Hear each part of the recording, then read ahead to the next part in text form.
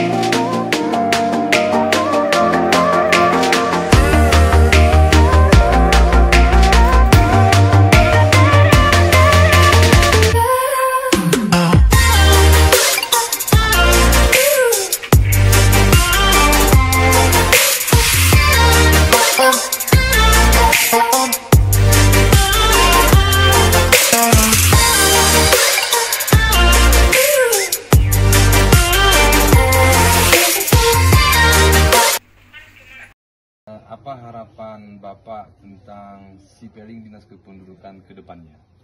Kami Pak selaku masyarakat berharap Sipeling Dinas Kependudukan dapat mencetak dokumen KK, akte kematian, akte kelahiran ataupun KTP dapat dicetak di lokasi.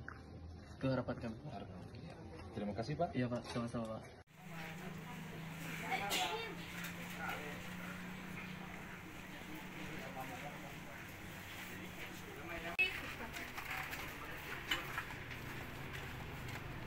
Mas mabuk.